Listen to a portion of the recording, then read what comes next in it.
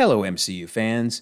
Today we're going to recap the She-Hulk timeline. I've had several people make some comments on my videos saying, hey, there's been 9 episodes and, you've done several videos kind of explaining the timeline as you go. Could you summarize it all in one video? And I thought, yeah, that's a good idea. That's well worth the time. So let's dive right in and recap She-Hulk's, at times, very confusing timeline. All right. So I always like to start with the Disney Plus breakdown and its timeline. And I will be doing a video in the future, very soon now, where I don't start with the Disney Plus timeline and instead say, hey, what would the timeline look if we didn't go in with any assumptions on what Disney wants us to think? But for this video, we're going to continue to stick with the Disney Plus timeline. And as I have mentioned in previous videos, you can derive the month and year for each of these movies and TV shows by looking at hints and clues in them. So I'm not going to go over all of them in this one. We're going to stick with She-Hulk. But you can look at earlier videos if you want to know where I got these months and years. And again, this is all based on the Disney Plus timeline. So May to August of 2025 is when I believe She-Hulk happens, which fits it in between Moon Knight and Miss Marvel, perfectly in between those in the Disney Plus timeline. All right, so let's look at this. So the most confusing thing was definitely She-Hulk's episode 1 and 2's timeline. All right, let's really break this down. So we have Hulk gets his injury to his arm in Endgame, which is October of 2023. Then in July of 2024, we see the cage fight between Wong and Abomination in the Shang Chi movie. And again, July of 2024, based on Disney Plus's timeline. I realize some people don't place it in July 2024, but that's when Disney Plus appears to be placing it. All right, then at the end of the Shang-Chi movie, we see Banner now in human form suddenly, and we later learn that inhibitor, which you can see there on his left arm if you look real close, that the inhibitor is what changed him from Smart Hulk into human form again, and we see that his arm is not healing. Then we move to She-Hulk episode 1, which the majority of it is a flashback, and the flashback happens 2 months prior to present day, if you will. So I'm believing this is what covers the May through June timeframe of She-Hulk's run. It's all during the flashback. Notice that the episode starts there, the flashback, with him still wearing the inhibitor, in human form, and with his arm still broken. They get into the crash, he gets his blood on Jen, she becomes She-Hulk, and then he heals his arm using her blood and proceeds to train her for 2 months. Then when she returns back home again and gets her new job representing Blonsky, suddenly, boom, the video is released showing that Blonsky and Wong were cage fighting. Naturally, you would think, well, wasn't that video released like right after the cage fight? Well, no. There's a couple of reasons no. Number one, we know there has to be at least a 2-month gap in there because we see Bruce at the end of Shang-Chi still with the broken arm wearing the inhibitor. Then it's 2 months that he's off training Jen before she gets her new job and represents Blonsky. But more importantly than that, why does it have to be any amount of time at all? Well, if you consider the fact that the cage fight was an illegal cage fight and whoever recorded the video was doing it illegally, they probably just kept it on their hard drive, kept it on their phone at home. There was no need to release it to the public. Who cares, right? Plus, they don't want to get in trouble. However, when suddenly Blonsky is out for parole and represented by She-Hulk, that's big news that he was actually escaping from prison. Now, whoever took that video likely sold it to the press, made a ton of money, and that's why it was sometime after the cage fight. So again, we know it has to be at least 2 months after, so why not 11 months, right? I guess it doesn't matter at that point whether it was 2 months or 11 months per se. We know it was a certain amount of time. But to fit the Disney Plus timeline, it would actually be 11 months after it was recorded. So that ties together Endgame, Shang-Chi, and She-Hulk in the timeline and how those all fit together. All right. So one other interesting thing we learned from She-Hulk episode 1 is that Hulk has been on a 15-plus year journey to become basically Smart Hulk. Now, the 15 years, though, at first doesn't seem to add up.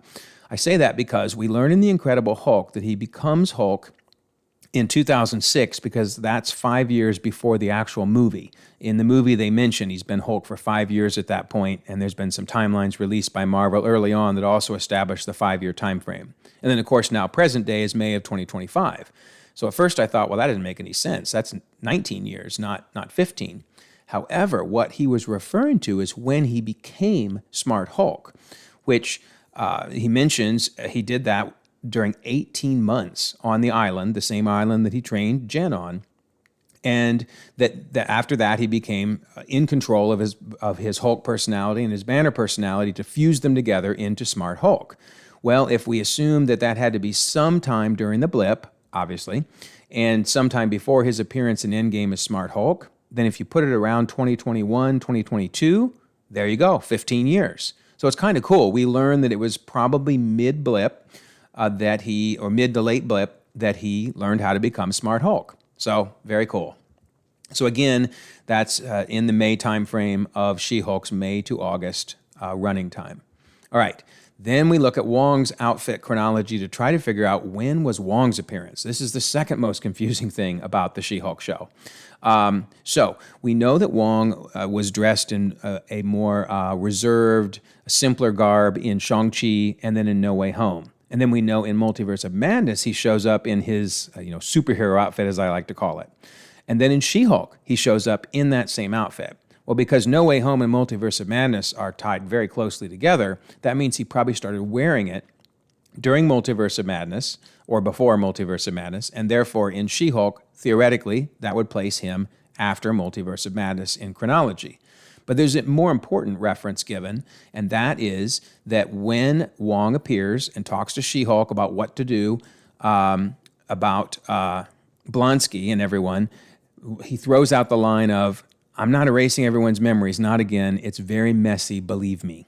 Now, I personally believe that is 100% referring to the No Way Home memory spell. But to show you why, if you think about the memory spell, we did learn there was at least one other time it was cast. Remember, Doctor Strange was talking about it, and he said, well, you don't even remember that time we had that party in Kamertage, right? And he's like, no, there you go, it works. So some people have said, oh, well, maybe Wong's referring to that time. But keep in mind, Wong didn't even remember it. There'd be no reason for him to bring it up in She-Hulk because he didn't even remember that time. No, it's after that when he says, okay, fine. If you cast the spell, keep me out of it. So he knows the spell was cast. He takes off. And so he also knows the spell had some problems. Now, some people have said, well, wait, why does he even remember the No Way Home spell? Because it was a forgetful spell. Well, it made people forget Peter Parker was Spider-Man, but he would have still remembered the spell was cast. He just wouldn't remember why. So once again, that's why he's telling She-Hulk, hey, it's really messy. I don't want to do that again. So, I mean, I guess it's still up for debate for those that want to debate it, but I really think there's no doubt that Wong's appearance in She-Hulk is after No Way Home. So that works as well, because we have No Way Home happening in the latter half of 2024, and we have She-Hulk happening in May to August of 2025. So it still continues to all work out. All right, then there's the Eternals reference. One of the computer websites that they were looking at says, why is there a giant statue of a man sticking out of the ocean? And there's an article about that. Well, of course, they're referring to Tiamat, when he got frozen in the ocean. So it's kind of a fun little Easter egg, but also that places She-Hulk after Eternals, which this works as well. And by the way, I'll point out yet again, this is Disney Plus's timeline because I realize that Eternals on many other people's timelines is not in 2024, it's in 2023.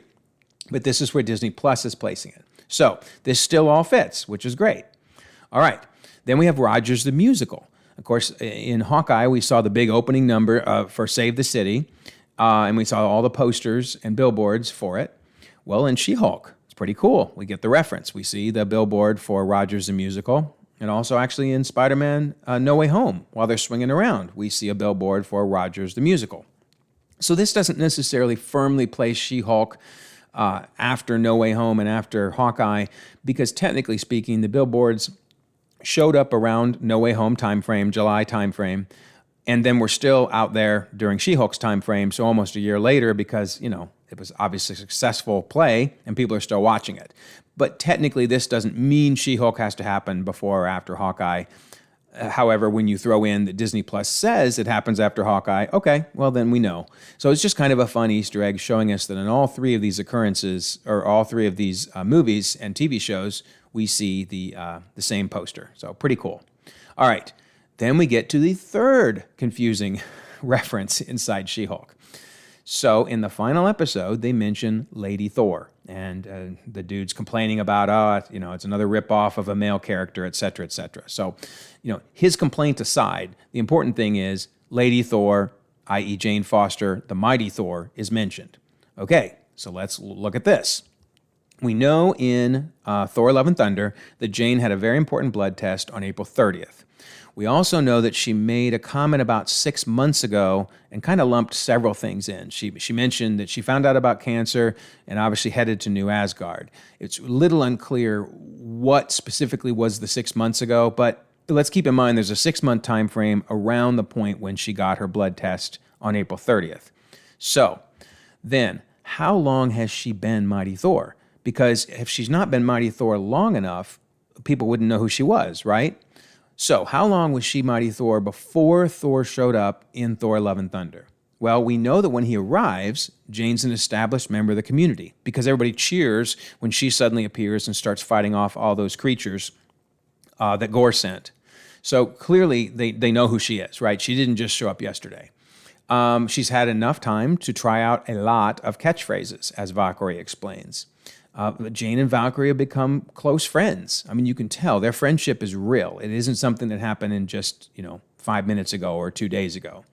Now, Jane does describe Gorr as my first bad guy, so it's clear she hasn't fought any villains, if you will. But Valkyrie tells Thor saving lives she's quite good at. So basically, she must have been helping around New Asgard. Maybe there were even people in danger, not necessarily from a Gorr-level supervillain, but maybe an apple cart tipped over on them or whatever.